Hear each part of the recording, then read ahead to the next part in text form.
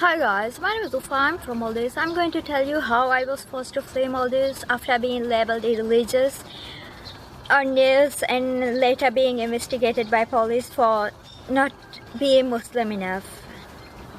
The main charge I'm being charged for is trying to disrupt religious unity, which doesn't exist. And at the time when they started investigating me, I was still a pretending Muslim. Oliver is the person who helped me escape, and he lent me money. In 2019, 2 years ago, I was first labeled on this online news, which is known as the most read online news in Maldives. I was labeled as someone who doesn't follow Islam and who doesn't support Islamic values. One of the things they wrote was that I didn't believe in superstitious things like black magic. And also because I was saying that Islam is enforced in Maldives, which is true. No one is allowed to leave it legally or any other way. You will get threats if you tell people you are even thinking of leaving Islam. So this online news, they posted blurred pictures of me, but people were commenting that it is me and my personal details were exposed. I was watched, stalked, blacklisted, attacked, and whatever I say was being monitored kind of by everyone. I was getting constant pressure from my family not to post my opinions on social media. Even before that, I was getting a lot of pressure, and I was much active after being defamed on the news because I was really scared. I was living on a small island where everyone knew me, and I knew any time people could lynch me to death. I was keeping quiet, and I was focused on creating videos on poor living conditions in Maldives. A little background story: I used to get labeled on Facebook pages and other social media platforms a lot as being not Muslim enough and irreligious, which is a very taboo thing in Maldives. Being labeled irreligious will qualify automatically and even for death threats. But at the time, I was still a pretending Muslim and I wasn't even saying much. So in August 2019, MD and NGO called me, offering me bodyguards for something that happened in January. It was pretty suspicious because it was 6 months late. When I declined, what they did was they started investigating me for blasphemy and posted pictures of me being investigated for blasphemy on news, which exposed me to extreme hate, and I was forced to take help from them. When I hesitated, they lied to me that they would help me get back my electronics, which was confiscated by police commissioner who gets money from this human rights fraud network. Police commissioner's family also gets money from this NGO. And after taking me to Thailand, they told me they could get back my electronics only if I had blasphemy. From the beginning, I told them I did not create any fear in being lynched.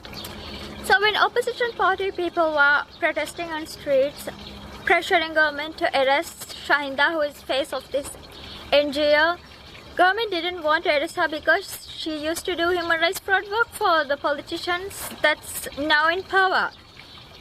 What they did was, instead, in that same month when people were protesting, they posted pictures of me as being the person being investigated for blasphemy. They told me that they will help me with lawyers and everything. I was living in a small island. I didn't really have a choice. There was only one lawyer and I knew I couldn't afford even if he was taking my side.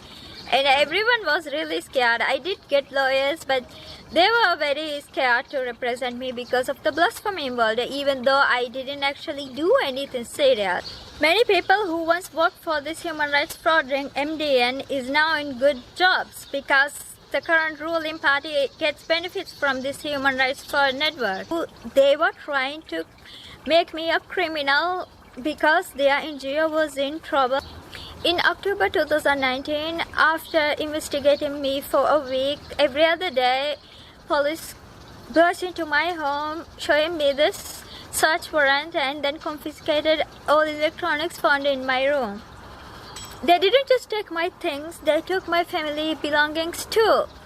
And they were accusing me of trying to disrupt my religious unity, which doesn't even exist, and I was still a pretending Muslim. Whatever they have they had on me at that time was posted on social media, which wasn't even that illegal level, because I was in a small island. I wouldn't take risk my life. 2020 January, after waiting for 3 months to see if police is ever going to return my electronics, I started creating content on lack of religious freedom in Maldives.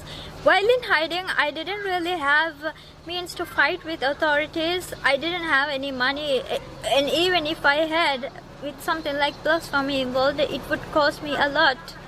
When my videos got viral and public was demanding Islamic minister to jail me, he made a public announcement that my file has been sent to the police for investigation. So he is doing added charges with already existing fraud ones that I had from before. After 2 days of Islamic minister giving a public statement that I am being investigated with more added charges, I fled Maldives. And when I was on the flight to Malaysia, that online news spreading hate on me, they posted 3 news articles on me. In one article they included flight details and where I was traveling and what time I would be arriving at the airport. I was so scared to leave the airport, and because I was so scared, I rented a place that has extra security. And when the pandemic hit, I was still in that expensive place, and I was allowed to travel only within 5 kilometers, so I couldn't leave the place, and I used up a lot of money really fast. And after that, many people did help me stay alive, and I'm thankful to everyone, even the ones who sent me $20. I'm really thankful to everyone who has morally supported me, kept my spirit high. Thank you. I can't trust the human rights in Maldives because they have never supported us publicly, and the only time they pretend to support us is when they are going to foreign organizations to exploit money or to get UN jobs. Other times they do not even pretend to support us. Instead of supporting human rights, they have done human rights fraud. I want UN to investigate human rights fraud ring in Maldives, police commissioner, and that human rights people who is in affiliation with Forum Asia, they all are involved in this fraud ring. I want UN to investigate these people because they have done a lot of harm to me. They have put my family in danger. After the police investigation started, it became extremely difficult for me to live a normal life in Maldives. Whenever the president and authorities are spreading hate on non-Muslims, they are always doing it in local language, the way so foreigners cannot understand it. President also indirectly supports extremism and terrorist activities.